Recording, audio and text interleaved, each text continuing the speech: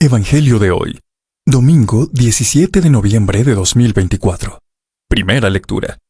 Lectura de la profecía de Daniel, capítulo 12, versículos del 1 al 3. En aquel tiempo surgirá Miguel, el gran príncipe que defiende a los hijos de tu pueblo. Será aquel un tiempo de angustia, como no habrá habido hasta entonces otro desde que existen las naciones. En aquel tiempo se salvará tu pueblo. Todos los que se encuentren inscritos en el libro. Muchos de los que duermen en el polvo de la tierra se despertarán. Unos para la vida eterna, otros para el oprobio, para el horno eterno. Los doctos brillarán como el fulgor del firmamento, y los que enseñaron a la multitud la justicia, como las estrellas por toda la eternidad. Palabra de Dios. Te alabamos, Señor. Salmo responsorial. Protégeme, Dios mío, que me refugio en ti. Es el lote de mi heredad y mi copa. Mi suerte está en tu mano. Tengo siempre presente al Señor. Con Él a mi derecha no vacilaré. Protégeme, Dios mío, que me refugio en ti. Por eso se me alegra el corazón, se gozan mis entrañas, y mi carne descansa serena. Porque no me entregarás a la muerte, ni dejarás a tu fiel conocer la corrupción. Protégeme, Dios mío, que me refugio en ti. Me enseñarás el sendero de la vida, me saciarás de gozo en tu presencia, de alegría perpetua a tu derecha. Protégeme, Dios mío, que me refugio en ti.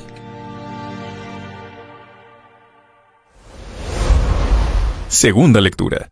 Lectura de la carta a los Hebreos, capítulo 10, versículos del 11 al 14 y versículo 18. Ciertamente todo sacerdote está en pie día tras día oficiando y ofreciendo reiteradamente los mismos sacrificios que nunca pueden borrar los pecados. Él, por el contrario, habiendo ofrecido por los pecados un solo sacrificio, se sentó a la diestra de Dios para siempre, esperando desde entonces hasta que sus enemigos sean puestos por escabel de sus pies. En efecto, mediante una sola oblación, ha llevado a la perfección para siempre a los santificados. Ahora bien, donde hay remisión de estas cosas, ya no hay más oblación por el pecado. Palabra de Dios. Te alabamos, Señor.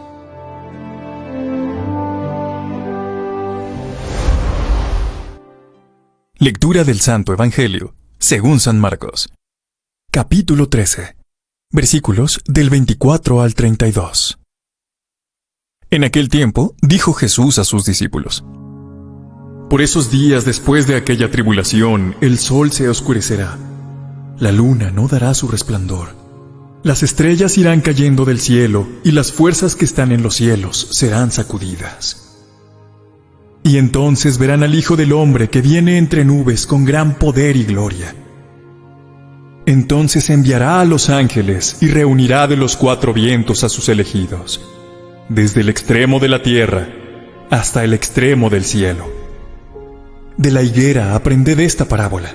Cuando ya sus ramas están tiernas y brotan hojas, sabéis que el verano está cerca. Así también vosotros, cuando veáis que sucede esto, sabed que Él está cerca, a las puertas. Yo os aseguro que no pasará esta generación hasta que todo esto suceda. El cielo y la tierra pasarán, pero mis palabras no pasarán. Mas de aquel día y hora nadie sabe nada. Ni los ángeles en el cielo, ni el Hijo, solo el Padre. Palabra del Señor. Gloria a ti, Señor Jesús. El final del mundo será el triunfo del bien sobre el mal. Primera lectura. De Daniel. Dios triunfa salvando. La lectura del libro de Daniel nos introduce en un contexto que habla del final de los tiempos escatológicos. Es la expresión de un mundo apocalíptico, que fue una corriente que aparece en el siglo II a.C. con objeto de responder a tiempos difíciles y de angustia para el pueblo elegido. El libro de Daniel no es propiamente el libro de un profeta, sino de un apocalíptico, cuya sintonía con la historia es a veces difícil de descifrar. En esta literatura se habla de una gran conmoción de la historia y se recurre a unos signos extraordinarios para animar a los que sufren y guardan su fidelidad a Dios. Su visión de la historia está sombreada por una visión dualista de la misma que puede llamar a engaño. Este mundo solamente, parece, tiene solución si Dios interviene y termina con todo en beneficio de los buenos, o del pueblo elegido o de los que han impuesto su criterio. Es una solución que tiene ciertos esquemas poco adecuados, aunque, por otra parte, palpita un deseo ardiente de ver a Dios intervenir en la historia que ha creado, y esto es positivo. Pero esa intervención no será según quieren los hombres, sino en la libertad soberana de Dios. En nuestra lectura de hoy, Miguel, quien como Dios, el protector del pueblo según aquella mentalidad, vendrá para proclamar salvación y resurrección para los elegidos. Es en este libro donde aparece por primera vez la resurrección y la vida más allá de la muerte en la fe de Israel. Es esto lo más importante a señalar. Porque en esta lectura apocalíptica hay un mensaje de esperanza y salvación.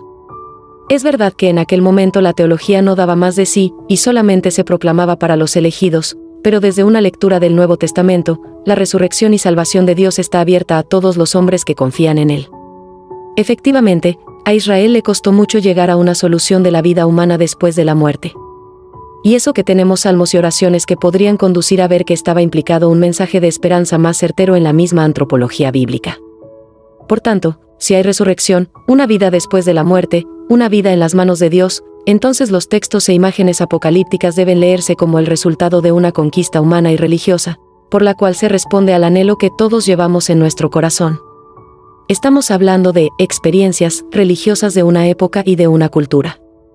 Lo importante es la verdad que en ello hay, no las imágenes míticas con las que se reviste el lenguaje apocalíptico. El oprobio, la condenación, el juicio, es el ropaje de la época para hablar del triunfo de Dios. Pero, como creemos por el mensaje del NT, el triunfo de Dios no tiene que ser necesariamente así, el juicio de Dios sobre los hombres y la historia ha de ser salvando y humanizando. Segunda lectura. Hebreos. Sacrificio nuevo, vida entregada a Dios y a los hombres. La segunda lectura nos ofrece el último texto de la carta a los Hebreos en este ciclo que está a punto de terminar. Se vuelve a insistir en la diferencia entre el sacerdocio y los sacrificios de la antigua alianza y el sacerdocio y el sacrificio de Cristo. Lo que el autor de la carta a los Hebreos nos quiere señalar es que los ritos, las ceremonias, los sacrificios de animales, están vacíos porque no consagran nuestra vida al Dios vivo y verdadero. El autor de la carta quiere apoyar su tesis de la fuerza del sacrificio de Cristo que une verdaderamente a Dios y a los hombres, en el Salmo 110.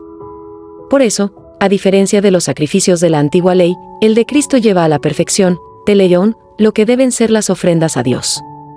No deben ser de animales que nada comprometen ni al que las ofrecía ni a los mismos oferentes, aunque muchos lo hacían muy de corazón. La ofrenda de la vida es lo que vale, como decía Oseas 6:6, misericordia quiero y no sacrificio, conocimiento de Dios. Se habla que Cristo está junto al Padre, en el santuario celeste, para interceder por nosotros, porque su sacrificio de amor en la cruz permanece eternamente. Ese es el sacrificio que ha perdonado de antemano los pecados de todos los hombres. Saber que seremos perdonados, pues, es todo un impulso de confianza en el que se muestra que el valor no está en el sacrificio o el rito que se haga, sino en poder estar en comunión con aquel que ha dado su vida por nosotros. Es muy importante en todo sacrificio lo que uno siente, es verdad. Pero no basta con sustituir la comunión con Dios y con los hermanos con cosas externas. Lo externo puede llevarnos a la decadencia o a la inmutabilidad, ofrecemos cosas, pero nuestra mente y nuestro corazón siguen imperturbables a la acción divina y santificadora. Evangelio, Marcos, 13:24 al 32. La historia se transforma, no se aniquila. El Evangelio de hoy forma parte del discurso apocalíptico de Marcos con que se cierra la actividad de Jesús, antes de entrar en la pasión. Es propio de la liturgia con la que culmina el año litúrgico usar esos textos apocalípticos que plantean las cuestiones finales, escatológicas, del mundo y de la historia. Jesús no fue muy dado a hablar de esta forma, pero en la cultura de la época se planteaban estos asuntos. Por ello le preguntan sobre el día y la hora en que ha de terminar este mundo. Jesús, según Marcos, no lo sabe, no lo dice, simplemente se recurre al lenguaje simbólico de los apocalípticos para hablar de la vigilancia, de estar alertas, y de mirar los signos de los tiempos. No podemos negar que aquí hay palabras de Jesús, pero hoy se reconoce que la comunidad primitiva, algunos círculos de profetas apocalípticos, cultivaron estos dichos de Jesús y los acomodaron a su modo de vivir en una itinerancia constante y en la adversidad y el rechazo de su mensaje de Dios. Tenemos que reconocer que MC 13, lo que se llama el Apocalipsis sinóptico, se presta a muchas interpretaciones de distinto perfil histórico, literario y teológico. Se reconoce que no es propiamente de Jesús, sino de los cristianos que, ante una crisis, de guerra, de persecución, escribieron este texto. Pusieron palabras de Jesús que se mantenían en la tradición para tratar de afrontar los problemas que se presentaban para judíos y cristianos. Es posible que la base del mismo pueda explicarse en la crisis de Calígula el 40 después de Cristo, en tiempos de Petronio, legado de Siria, para llevar a cabo la orden de poner una estatua del emperador en el templo para ser adorado como Dios. Esta es una hipótesis entre otras, pero razonable. No obstante, no todo el texto se explica en este momento. Posteriormente, y separados ya judíos y cristianos, se vuelve sobre este texto ante nuevas dificultades. Las opiniones son muy diversas y, a veces, extravagantes. El cristianismo primitivo estuvo muy influenciado por la corriente apocalíptica. Esto no se niega. Pero la solución de la historia y de la vida de los hombres no debería tomarse al pie de la letra todo esto. Pero una cosa sí es cierta, ante la tiranía todos los hombres de cualquier clase y religión estamos llamados a resistir en nombre de Dios. Los signos de los tiempos siempre han sido un criterio profético de discernimiento de cómo vivir y de qué esperar. ¿Por qué? Porque los profetas pensaban que Dios no había abandonado la historia a una suerte dualista donde la maldad podría imponerse sobre su proyecto de creación, de salvación o liberación. Pero los signos de los tiempos hay que saberlos interpretar. Es decir, hay que saber ver la mano de Dios en medio del mundo, en nuestra vida personal y en la de los demás. La historia se transforma, así, no acaba ni tiene por qué acabar de buenas a primeras con una catástrofe mundial. Y Dios interviene en la historia, por nosotros, y nunca contra nosotros. De la misma manera que el anuncio del reino de Dios, por parte de Jesús, su mensaje fundamental, es una convicción de su providencia y de su fidelidad a los hombres que hacen la historia. Cierto tipo de mentalidades siempre han creído y propagado que el final del mundo vendrá con una gran catástrofe en la que todo quedará aniquilado. Pero eso no nos obliga necesariamente a creer que eso será así. Dios tiene sus propios caminos y sus propias maneras de llevar hacia su consumación esta historia y nuestra vida. El discurso está construido sobre palabras de Daniel capítulo 7 versículos del 13 al 14 en lo que se refiere a venida del Hijo del Hombre. Sin embargo, en los términos más auténticos de Jesús se nos invita a mirar los signos de los tiempos, como cuando la higuera echa sus brotes porque el verano se acerca, a descubrir un signo de lo que Dios pide en la historia. Dios tiene sus propios caminos para poner de manifiesto que en esta historia nada pasa desapercibido a su acción y de que debemos vivir con la espera y la esperanza del triunfo del bien sobre el mal, que no podemos divinizar a los tiranos ni deshumanizar a los hijos de Dios. Los tiranos no pueden ser dioses, porque todos los hombres son divinos, como imagen de Dios. Así es como se transformará esta historia a imagen del reinado de Dios, que Jesús predicó y a lo que dedicó su vida. Mensaje para hoy. Escuchen, hijos, la buena noticia que te da esperanza también en los momentos de tribulación y de angustia cósmica. Ella ha de animar tu fidelidad y tu espera en la venida con poder y gloria de Jesús. Yo, tu Padre, en la persona de mi Hijo, de Jesús de Nazaret, te convoco a trabajar por un mundo mejor, a procurar que todos los signos de su llegada apunten a la redención, a la plenitud de la vida, pero nunca al fracaso.